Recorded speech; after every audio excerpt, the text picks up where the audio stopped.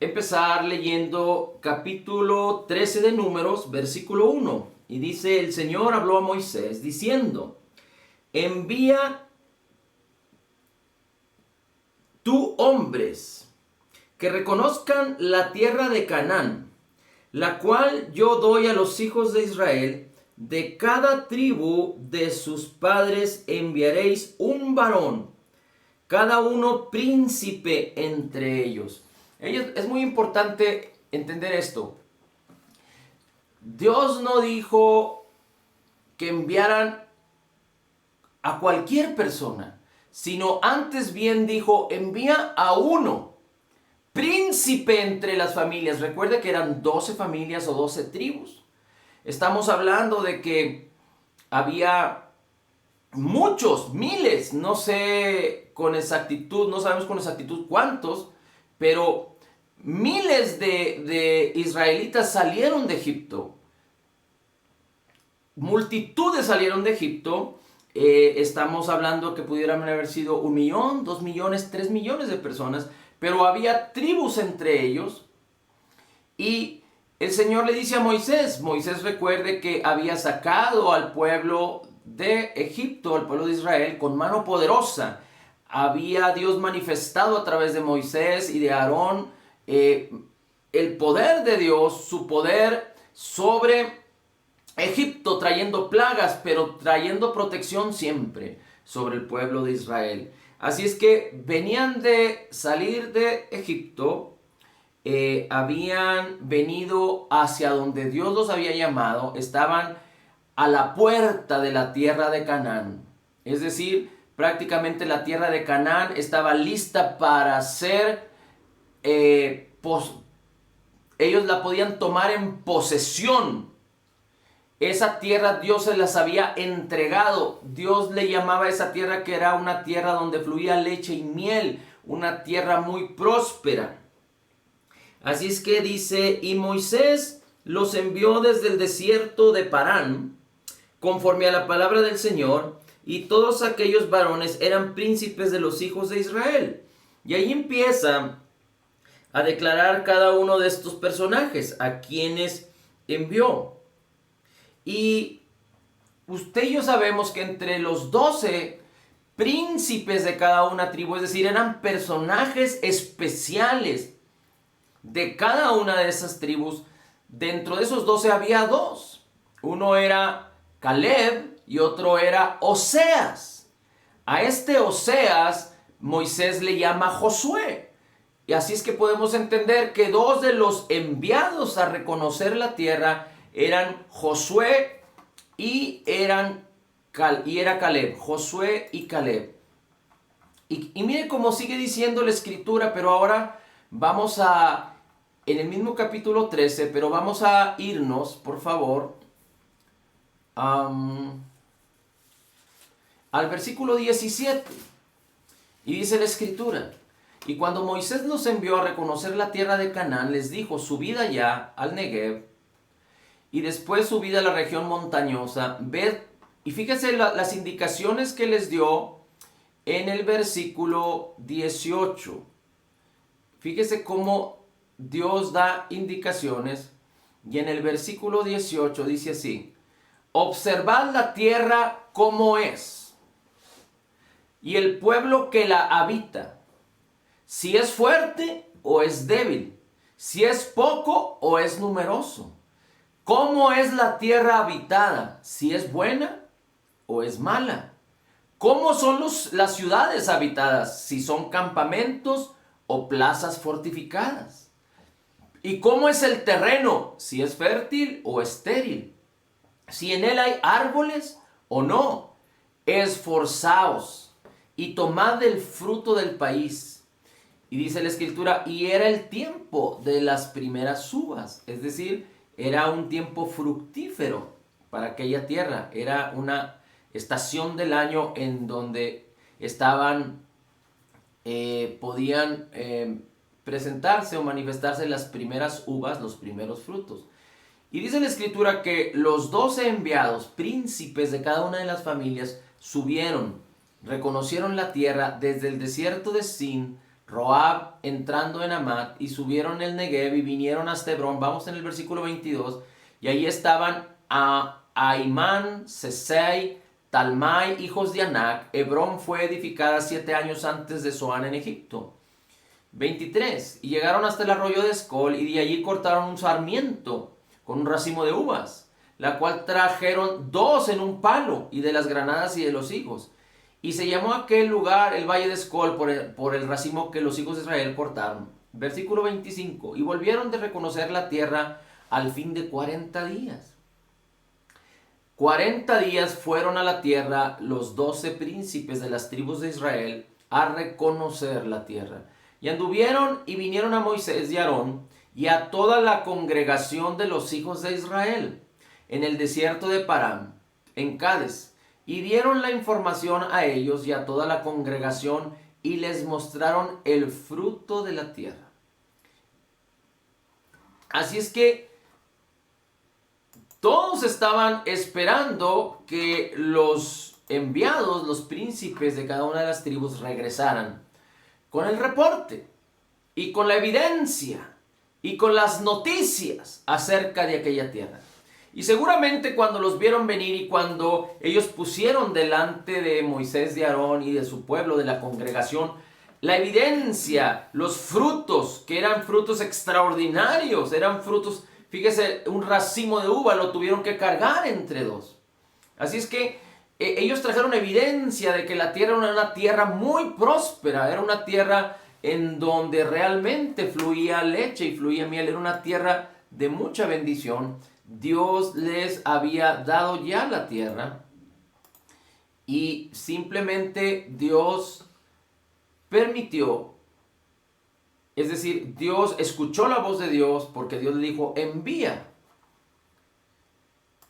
a estos príncipes a reconocer la tierra. Bien, 28. Mas el pueblo que habita aquella tierra es fuerte, dijeron los enviados, y las ciudades muy grandes y fortificadas, y también vimos allí a los hijos de Anac.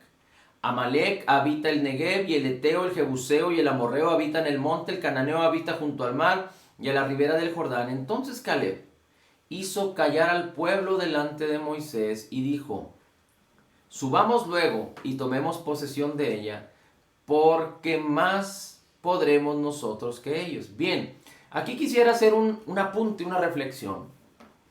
Moisés les dijo, vayan y vean si los hombres, vamos a recordar un poquito lo que les dijo Moisés en el versículo 18. Les dice, observen la tierra, el pueblo que habita, si es fuerte o débil, poco numeroso, cómo es la tierra, si es mala o buena, y cómo son las ciudades, si son campamentos o son fortificados, y cómo es el terreno, etcétera, etcétera, etcétera. Entonces, los hombres trajeron ese reporte. Ellos empezaron a hablar acerca de que eran hombres y que eran gigantes y que eran hombres muy altos y eran poderosos. Es decir, trajeron el reporte como Moisés se los pidió. Pero ¿por qué en el capítulo, por qué en el versículo 30, Caleb dice, cayó al pueblo delante de Moisés y dijo, subamos luego y tomemos posesión de la tierra, porque nosotros podremos más que ellos? ¿Cuál es la razón por la cual Caleb, cuando los demás estaban dando su reporte, los detuvo? ¿Cuál fue la razón por la cual Caleb hizo callar al pueblo? Bueno, podemos entender que los enviados, y particularmente me refiero a los otros 10 y no a Caleb y a Josué, empezaron a dar su reporte, pero algo, el matiz, quizá la manera, la actitud, quizá la forma, quizá la manera de pronunciar sus palabras, la actitud con la que lo hicieron, no solo fue noticia o reporte, sino que fue hacer un alarde, exaltar lo que sus ojos habían visto. Recuerden que el pueblo de Israel venía de estar más de 400 años en Egipto. Ellos no conocían nada acerca de Dios. Ellos se habían olvidado. Esta generación que salió de Egipto se habían olvidado de Dios. De hecho, dice la Escritura que Dios escuchó el clamor de ellos, y por eso fue a rescatarlos. Pero ellos no clamaron a Dios, ellos simplemente clamaron. Pero Dios los sacó con mano poderosa. Y aunque ellos fueron testigos a través de Moisés y de Aarón, como Dios hizo señales poderosas en Egipto, 10 plagas que prácticamente dejaron devastada a Egipto, pero el pueblo no fue tocado, no fue molestado. Dios siempre tuvo protección para con ellos. Y al final, la última plaga, Dios los llamó a celebrar la Pascua. Y ellos fueron protegidos, todo el pueblo. Y no solo eso, sino que Dios causó por su gracia que salieran con toda la riqueza de Egipto. Pero no solo eso, sino que no se halló débil ni enfermo de todos los que salieron del pueblo. Es decir, Dios los restauró de una manera extraordinaria. Y Dios los llevó hasta llegar antes de la tierra. Es decir, en los últimos días, porque fueron días, el pueblo había experimentado el gran poder de Dios manifestado no solo en reportes, porque seguramente ellos oyeron hablar mucho acerca de Moisés, de Aarón, pero también sus ojos lo vieron y experimentaron el poder de Dios. No solo en Egipto, sino también cuando Faraón los persiguió habiendo salido de Egipto, y como Dios abrió el mar y como ellos pasaron en seco, y como Dios los cubría con una nube por el día y con una columna de fuego que era detrás, los protegía y los guiaba. Así es que era un pueblo que tenían experiencia del poder de Dios. Sus ojos lo habían visto. Pero hay algo que los 10 de los enviados estaban diciendo y estaban alentando de una manera incorrecta el corazón del pueblo de Israel. Y vamos a leer el versículo 32. Dice que hablaron mal entre los hijos de Israel, los 10, de manera de la tierra que habían reconocido, diciendo: la tierra por donde pasamos para reconocerla es tierra que traga a sus moradores. Es decir, ellos vieron, y no solo trajeron el reporte que Moisés les pidió, pero ellos, de acuerdo a su perspectiva, juzgaron. Y dice que dijeron: esa tierra traga a sus moradores, y todo el pueblo que vimos en medio de ella son hombres de grande estatura. Es decir, haciendo alarde de los enemigos. Recuerde que la palabra de Dios dice que la fe viene por el oír la palabra de Cristo, el oír la palabra de Dios. La fe viene por el oír la palabra de Cristo, pero la incredulidad viene por el oír las palabras de este mundo. Las palabras que son contrarias a la fe, las palabras que son contrarias a la voluntad de Dios, las palabras que son contrarias al corazón de Dios. Pero estos hombres, de alguna manera, estaban corrompidos en su corazón, y ellos mismos juzgaron humanamente, o quizá bajo la experiencia que ellos tenían en sus años o en sus vidas pasadas. Es decir, en sus años pasados, en sus vidas. No es que ellos hayan tenido varias vidas, no, me refería a en sus años pasados, cuando estuvieron en Egipto. Y así es que dice el versículo 33, dice: también vimos allí gigantes, hijos de Anac, raza de gigantes, y éramos nosotros a nuestro parecer como langostas, y así les parecíamos a ellos. Ellos mismos dicen: nosotros éramos para ellos como langostas, y estamos seguros que ellos nos veían así a nosotros. Nadie les preguntó a los habitantes de Canaán, pero ellos mismos están sacando conjeturas. Y vamos a ir al capítulo 14. Versículo 1. Entonces toda la congregación gritó y dio voces al pueblo y lloró aquella noche. ¿Cómo es posible que lo que Dios le pidió a Moisés que hiciera y lo que Moisés en sabiduría hizo, cómo es posible que esto haya causado tanto estrago en la vida de las personas, tanto temor y tanto dolor y tanto quebranto? Dice la escritura en el capítulo 14, versículo 2, y se quejaron contra Moisés y contra Aarón y contra los hijos de Israel y contra toda la multitud. Y fíjense cómo responden: ojalá muriéramos en la tierra de Egipto, o en este desierto ojalá muriéramos. ¿Y por qué nos trae el Señor a esta tierra para caer a espada y que nuestras mujeres y nuestros niños sean por presa? ¿No nos sería mejor volvernos a Egipto? Y decían el uno al otro: designemos un capitán y volvamos a Egipto. Entonces Moisés y Aarón se postraron sobre sus rostros delante de toda la multitud de la congregación de los hijos de Israel. Y Josué, hijo de Nun, y Caleb, aquí aparece Josué, y Caleb, que eran parte de los que habían ido a reconocer la tierra, rompieron sus vestidos. 7.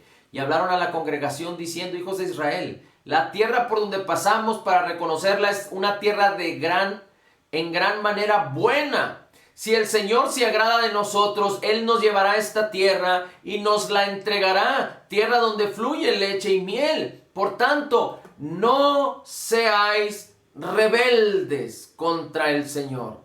No seáis contrarios. No despreciéis lo que Dios ha decidido hacer con ustedes. No sean rebeldes. Recuerde que parte de la rebeldía tiene que ver con no querer o no desear lo que alguien más tiene. Llámese una persona, llámese un sistema.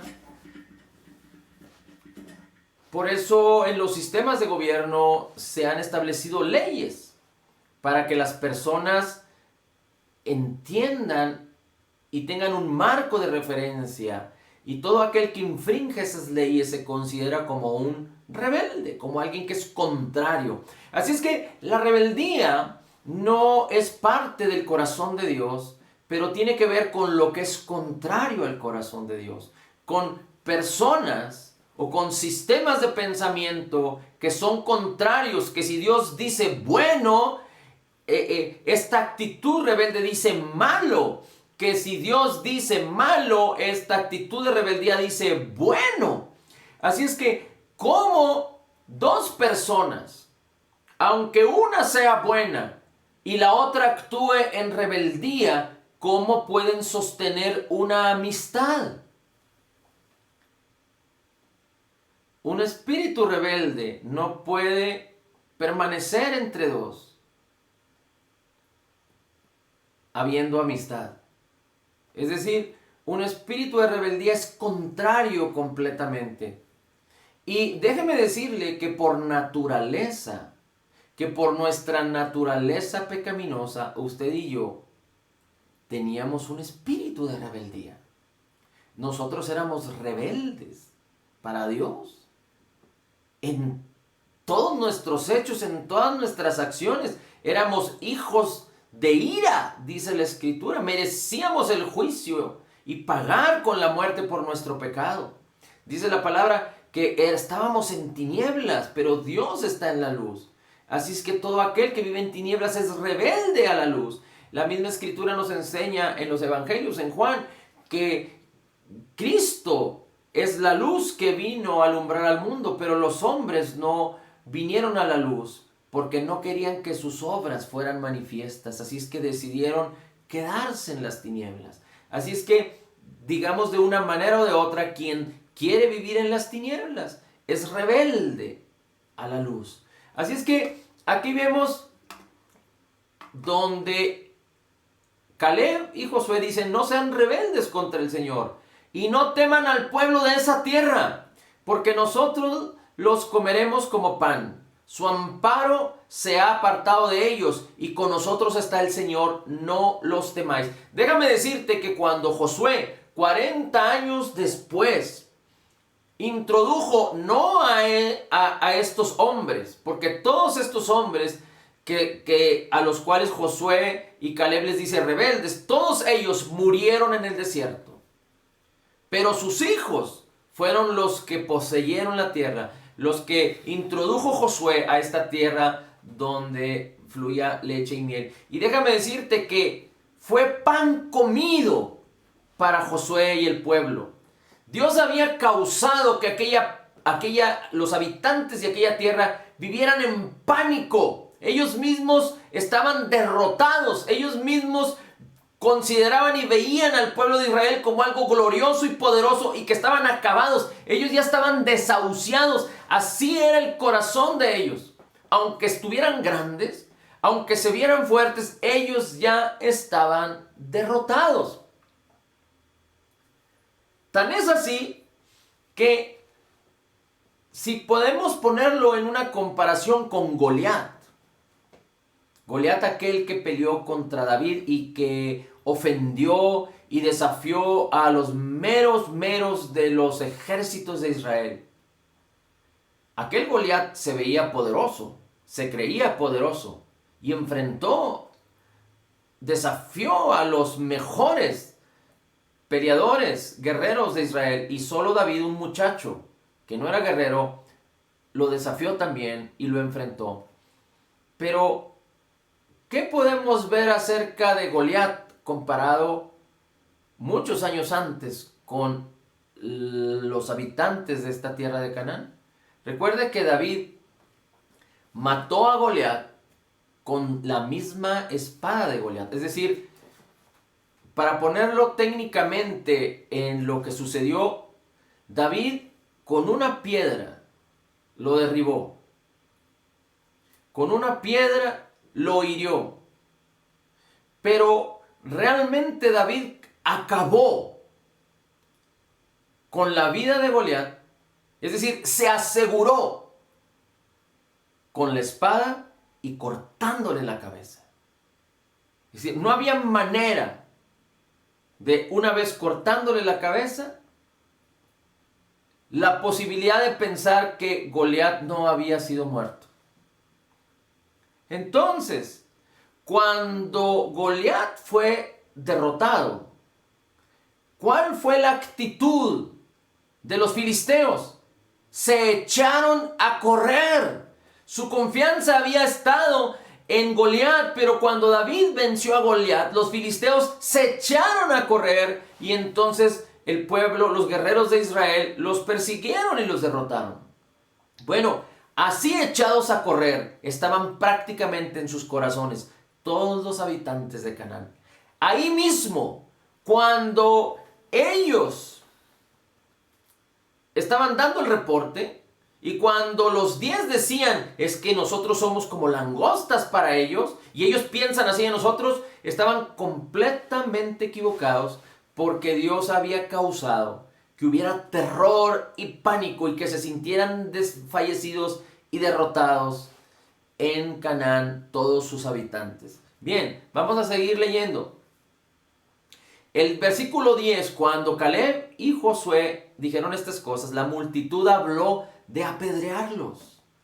¿Se acuerda usted a quién más apedrearon? Bueno, hubo muchos profetas que fueron apedreados también, pero particularmente hablando del Señor Jesucristo. Hablando la verdad, querían apedrearlo. Porque resistían la verdad, porque resistían la luz, porque resistían lo que descendía de Dios. Y aquí vemos a un pueblo que había salido con mano poderosa y que Dios quería bendecir, queriendo apedrear a Caleb y a Josué por hablar la verdad de Dios. Dice que cuando ellos quisieron apedrearlos, la gloria del Señor se mostró en el tabernáculo de reunión a los hijos de Israel. Y el Señor le dijo a Moisés: ¿hasta cuándo me ha de irritar este pueblo? ¿Hasta cuándo no me creerán con todas las señales que he hecho en medio de ellos. Y dijo el Señor, yo los heriré de mortandad y los destruiré, y a ti te pondré sobre gente más grande y más fuerte que ellos, es decir, te voy a dar otra nación. A ellos los voy a destruir. Pero Moisés dijo, intercedió Moisés por el pueblo.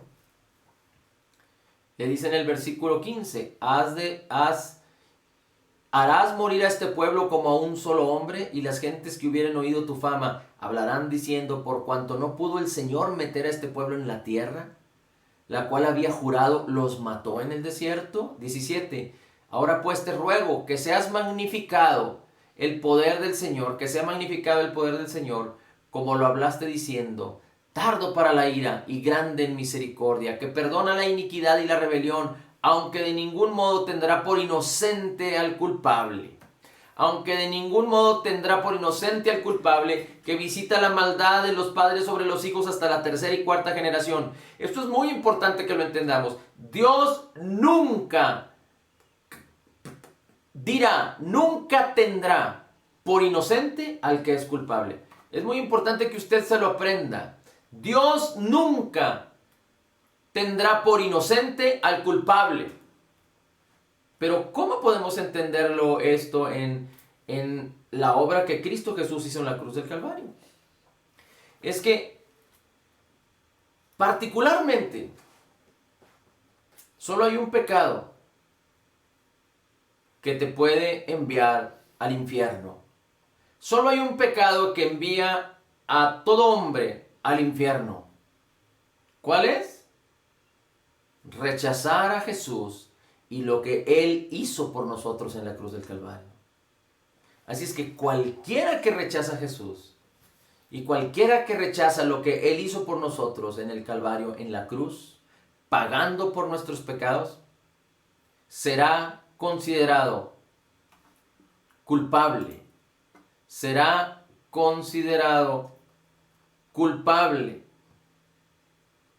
No podrá ser inocente. Los únicos inocentes son los que no son culpables. Y todo el que viene a Cristo es justificado por la fe cuando se apropia del pago de nuestras deudas que Jesús hizo en la cruz. Viene la justicia de Dios y nuestros pecados son borrados. Nuestra naturaleza pecaminosa es quitada de nosotros. Nos es dado un espíritu nuevo. El Espíritu de Cristo viene a morar en nosotros y somos justificados. Justificados significa somos inocentes. Ya no somos culpables porque Cristo pagó por nuestra culpabilidad y quedamos libres de culpa. Esto es bien importante que usted y yo lo entendamos siempre, porque nadie puede ser salvo si no es a través de Jesús. Así es que aquel que se considere o se crea tan alto o tan poderoso para querer agradar a Dios y ser salvo por sus propias fuerzas, sin Cristo, entonces él será hallado por culpable y Dios nunca considerará al inocente al que es culpable. Espero que me haya explicado. Ningún hombre puede ser considerado inocente porque todo hombre es culpable, excepto que venga Jesús, reciba el pago de sus pecados que Jesús hizo en la cruz y como Él pagó por nuestras culpas. Y entonces ahora tú y yo somos inocentes, no porque Dios decidió, ok, tú eres culpable, ahora ya eres inocente, no te preocupes.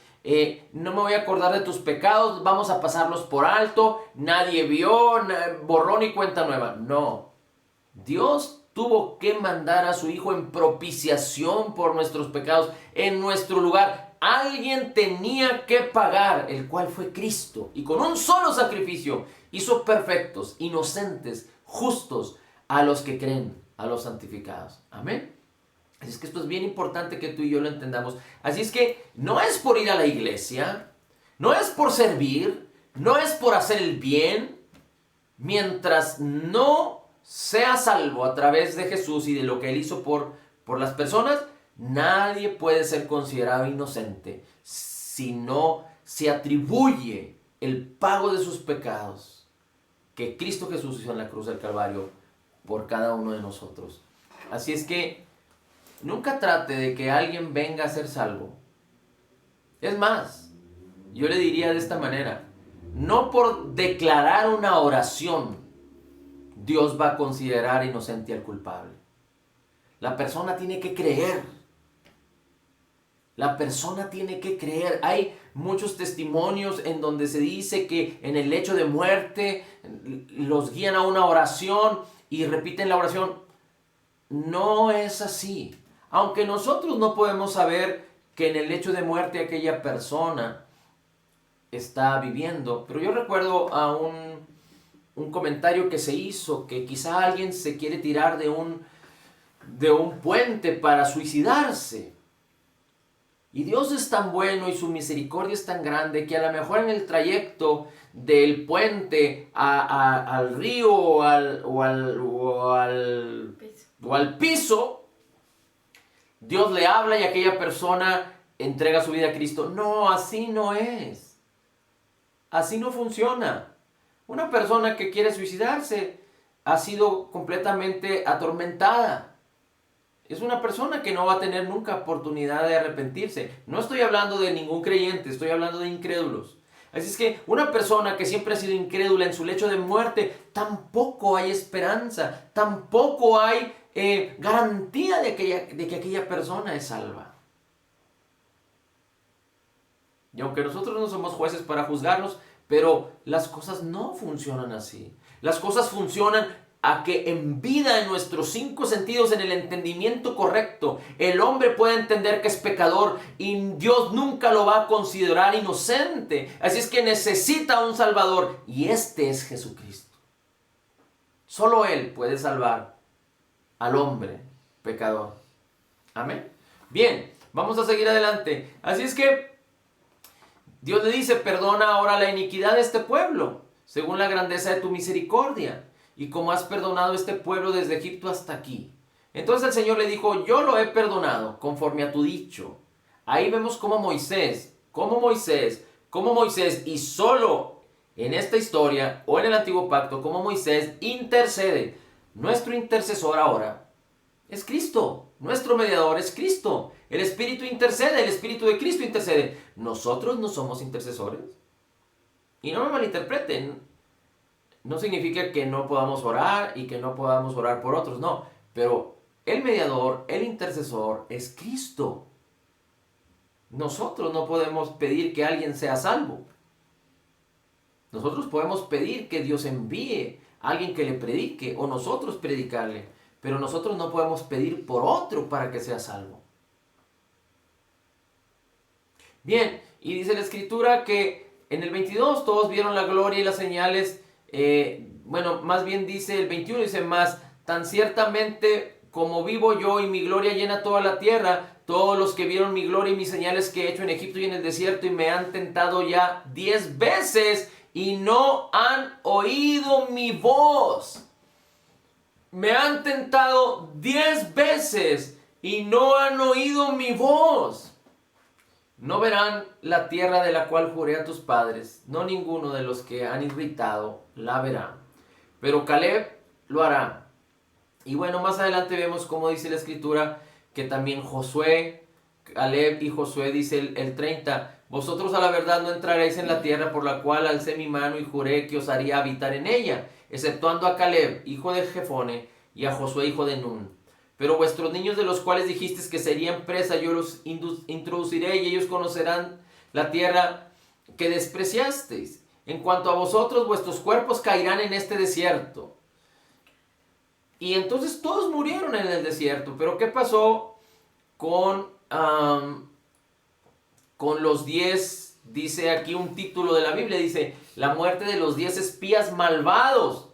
Fíjese cómo describe el título. Seguramente en su Biblia también está escrito ese título. Dice: muerte de los 10 espías malvados. Y dice la Escritura que los que habían hablado mal, 37, murieron de una plaga delante del Señor. Pero Josué y Caleb, dice, quedaron con vida entre aquellos hombres que habían ido a reconocer la tierra.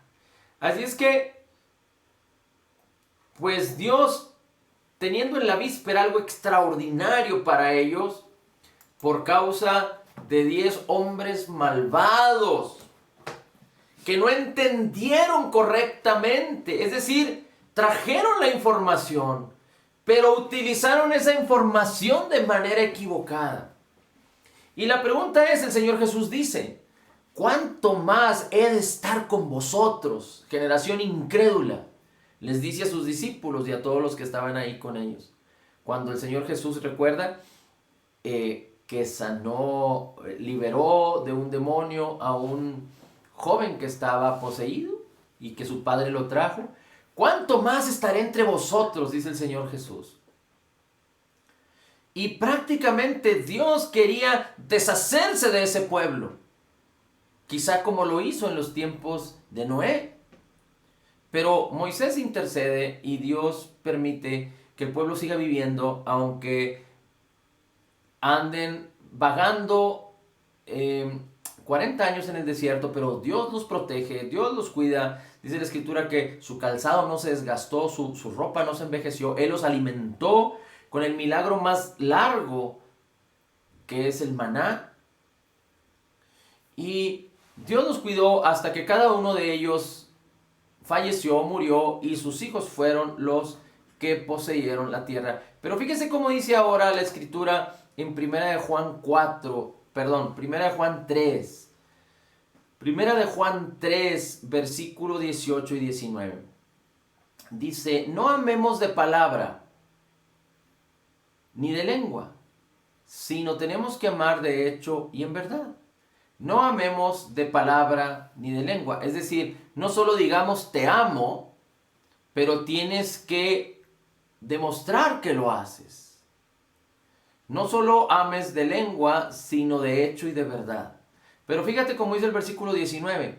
Dice, en esto conocemos que somos de la verdad y aseguremos nuestros corazones delante de Él. Dios dice, tú y yo tenemos que asegurar nuestro corazón delante del Señor. Bien, ¿cómo es posible que Dios pueda mantener amistad con nosotros? ¿Cómo es posible que Dios pueda mantener amistad con nosotros? Bueno, déjame decirte que Dios nos ama y nunca dejará de hacerlo. A ti y a mí que somos creyentes nacidos de nuevo, Dios nos ama y nunca dejará de hacerlo. A todo aquel hombre que no conoce a Dios, Dios también lo ama. Pero habrá un tiempo en el que aquel hombre que no conoce a Dios tendrá que decidir entre recibir a Dios, recibir el pago por sus pecados a través de Jesús y lo que Él hizo en su obra terminada, completa y perfecta. Y si no se decide, entonces no podrá echar mano del amor de Dios, porque la justicia de Dios se va a tener que llevar a cabo. Y como Él no es justificado por Cristo, va a tener que tratar de justificarse a sí mismo, por lo cual va a ser hallado culpable y va a ser enviado al infierno, al lago de fuego, como lo dice la Escritura. Así es que nadie puede aprovechar el amor que Dios tiene para con el hombre si no responde positivamente a través de creer en Jesús. ¿Y qué dice la Escritura en Hebreos capítulo 11? Que sin fe es imposible agradar a Dios. Así es que, hablando de ti y de mí, que somos creyentes nacidos de nuevo, en donde Dios nos ama y ya no nos va a enviar al lago de fuego, pero por causa del amor perfecto de Cristo en nosotros, de Dios en nosotros, esta confianza tenemos, dice la Escritura, de que tenemos vida eterna. Pero una cosa es tener garantizada nuestra eternidad y otra cosa es poder estar en amistad con Dios o en enemistad con Dios. Y solo te voy a recordar lo que dice. Tú lo puedes encontrar en Gálatas capítulo 5 y en algunas otras escrituras, pero lo que dice Romanos, poner la mente en las cosas de la carne es muerte. Y poner las cosas en nuestra mente, en las cosas del Espíritu, es vida y paz. ¿Por qué? Porque las cosas de la carne son opuestas a las cosas del Espíritu. Así es que si queremos permanecer en las cosas de la carne, el resultado va a ser muerte. Si queremos poner nuestra mente, nuestra devoción y nuestro corazón en las cosas de la carne, la fe de Dios no va a operar. Porque la fe es espiritual y la fe viene por el oír la palabra, por el oír las cosas del Espíritu. Las cosas del Espíritu son las cosas que están descritas en la palabra, toda la benignidad y la bondad que Dios tiene para con nosotros en Cristo Jesús por gracia. Que el Espíritu nos revela, esas son las cosas del Espíritu. Así es que si tú decides poner tu mente en las cosas de la carne, no va a haber fe, por lo tanto no vas a ejercitar tu amistad con Dios, pero tú mismo estás creando enemistad con Dios, enemistad con las cosas del Espíritu, enemistad con la palabra. Y no es que Dios te va a rechazar y te va a mandar al infierno. Mientras tú no llegues a rechazar a Jesús y lo que Él hizo por nosotros. Pero dice la Escritura en Mateo 24, en aquellos tiempos, en los últimos días, el amor de muchos se enfriará. Así es que tú y yo tenemos que ser tan precavidos, tan sigilosos, tan cautelosos. Me preguntaban, ¿qué provecho tiene solo leer la Biblia? ¿Qué provecho tiene solo leer la Biblia y no tener conocimiento de otras cosas? Nadie está diciendo que no tengamos conocimiento de otras cosas. Desafortunadamente, la mayoría de las personas, incluyendo los creyentes, tienen conocimiento de todas las cosas, menos de la Biblia. Pero déjame decirte qué provecho tiene el conocer la Biblia más que otras cosas. El que la palabra de Dios sea nuestra prioridad en nuestras vidas. Y no solo estoy hablando de mantener una amistad continua con Cristo. Pero si tú pones tu mente en las cosas del Espíritu, en la palabra del Señor, este es el provecho en donde si tú consideras solo la palabra de Dios como prioridad en tu vida, este es el provecho que vas a tener. Vas a tener resultados de acuerdo a la palabra misma que salió del corazón y de la boca de Dios. Los resultados de la palabra van a ser para ti. Vas a vivir en ellos. Vas a disfrutarlos. No los resultados de la condenación, porque el que está en Cristo, para el que está en Cristo no hay ninguna condenación. Pero los resultados de la gracia, de la abundancia de gracia, de la justicia, de la paz, del amor, de la benignidad, de la bondad, del poder, de la grandeza de lo que Cristo conquistó por ti, por mí, de la salud, del bienestar, de la riqueza, de la prosperidad, del éxito, de amar a otros, de perdonar, de conquistar, de que muchos vengan al conocimiento de la verdad por causa de ti y de mí, de ser un canal de bendición, de que el nombre del Señor sea glorificado. Ese es el provecho. Tendremos resultados de acuerdo a la palabra, pero si el creyente decide que sus prioridades sean otras, sus resultados, sus frutos van a ser de acuerdo a lo que la persona decida, porque de acuerdo a lo que hay en el corazón es lo que se manifiesta en la vida del hombre. Así es que ¿qué provecho tiene leer solo la palabra? Pues tener los resultados de la palabra. Porque yo no sé si tú quieras tener resultados de las huecas filosofías, de las falsas doctrinas, de las huecas sutilezas, del terror, del pánico, de la desesperanza, por querer tener conocimiento de tantas cosas, o queremos estar en amistad con el Señor, aprovechando al máximo todo lo que su palabra tiene para nosotros. Y voy a terminar con este versículo que viene en Isaías 40. 40, versículo 38. Perdón, capítulo 40, versículo 28. Nosotros podemos conocer las cosas porque vivimos en un mundo y de alguna manera nos enteramos. Pero si hacemos alarde de las cosas, entonces nuestra incredulidad va a incrementarse. La fe no niega lo que existe, ni lo que se ve, ni lo que se percibe. Pero la fe no hace alarde de esas cosas. La fe glorifica, exalta, magnifica la palabra. Porque la fe se fortalece, se activa por la palabra de Cristo. Así es que la fe no niega la realidad humana. La fe transforma por el poder de Dios. En la imagen, en la gloria, en la manifestación de la abundancia de gracia y del regalo de su justicia. Manifestando la benignidad, siendo eficaz a través de que tú y yo enaltezcamos, hagamos memoria, exaltemos la benignidad que Dios tiene para con nosotros en Cristo Jesús. Esa es la fe. Y ese es el provecho cuando nosotros ponemos nuestra mente en las cosas del Espíritu y en la palabra. Dice el versículo 28 de Isaías 40, ¿qué no has sabido? ¿Qué no has oído que el Dios eterno, el cual creó los confines de la tierra, no desfallece, ni se fatiga y su entendimiento no hay quien lo alcance? ¿Qué no has sabido? ¿Qué no has oído que el eterno Señor, el cual creó los confines de la tierra, no desfallece, no se fatiga con cansancio y su entendimiento no hay quien lo alcance? El Dios eterno, el que nos ama, el que es nuestro Padre, el que envió su Espíritu aquí. ¿Qué no has sabido? Y cuando las personas, aunque hayan visto la gloria de Dios, no ponen sus mentes en lo que Dios es, pero deciden poner sus mentes en lo que ven. Recuerda que el corazón separado de Dios por sí solo es engañoso y es malvado. Por eso nuestro corazón tiene que ser lleno con la palabra, con la benignidad y la bondad de Dios. Y si nosotros dejamos de hacer esto, vamos a olvidar lo que Dios es, vamos a olvidar la bendición de Dios, vamos a olvidar la gratitud de Dios, vamos a olvidar el poder, las promesas, y nos vamos a ir por la incredulidad. Porque solo el Señor, que mora en ti y en mí, da esfuerzo al cansado, multiplica las fuerzas del que no tiene ningunas. Dice la Escritura que los muchachos en este mundo, dice los que son más fuertes, se fatigan y se cansan. Los jóvenes que tienen vigor flaquean y caen.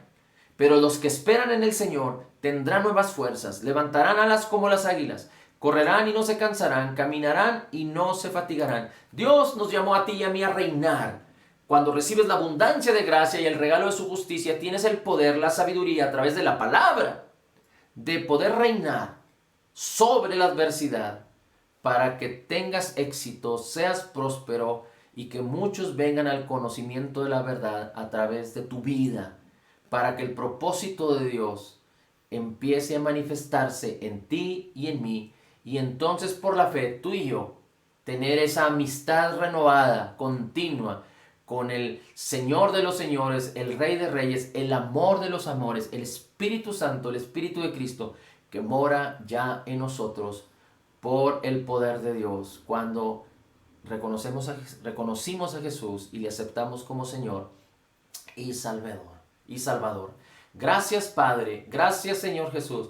Bendito sea tu nombre. La gloria, el honor y la alabanza es para ti. Porque estamos en Cristo y porque tú nos amas y nosotros creemos en ti y en lo que has hecho por nosotros, podemos declarar que somos totalmente perdonados, perfectamente justificados, altamente favorecidos, profundamente amados, grandemente bendecidos, más que vencedores en Cristo Jesús. Como Jesús es, así somos nosotros en este mundo. Somos la justicia de Dios y estamos dispuestos, Señor, Espíritu Santo, a recibir día con día la abundancia de tu gracia y el regalo gratuito de tu justicia. En el nombre del Padre, del Hijo y del Espíritu Santo. Amén, amén y amén.